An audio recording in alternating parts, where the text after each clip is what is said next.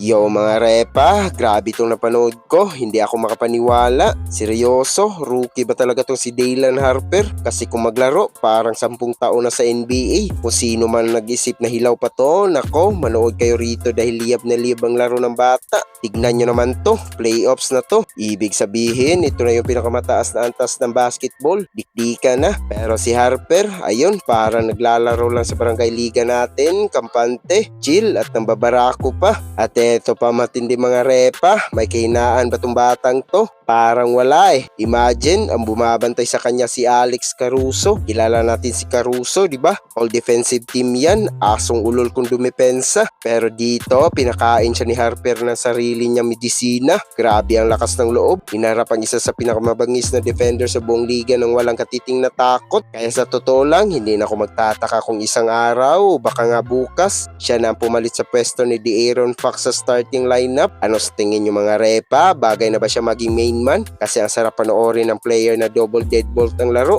Halimaw sa opensa, tapos pagdating sa depensa, may pader din. Pero ito talagang highlight ng gabi para sa akin. Panoorin nyo tong step back na to. Sabay silip kay Victor Wembanyama sa bench. Si Wemby, napatalon, napasigaw, sobrang hype. Alam mo yung feeling na yung franchise player nyo na dambuhala, naging taga-cheer mo na lang sa bench dahil sa sobrang lupit na ipinakita mo. Ganyan kagrabe ang impact ni Harper. At kahit medyo sinasakta na siya, tignan nyo, pwede nga flagrant foul to eh. Hindi pa rin natitinag ang handles at ang focus ng bata. Dire-diretso sa basket, parang tren na walang preno. Imagine, sa loob lang ng 22 minutes, kumayo na agad ng loko ng 18 points. Napaka-efficient, kaya tandaan nyo ang pangalang to mga repa. Daylan Harper, hinaharap to ng liga. O ano sa palagay nyo mga repa, dapat na ba siyang start agad? Comment nyo ang salobin nyo sa baba. Huwag nyo rin kalimutan mag-like at subscribe para lagi ko yung update sa mga kwentuhan basketball. Hanggang sa muli, peace out!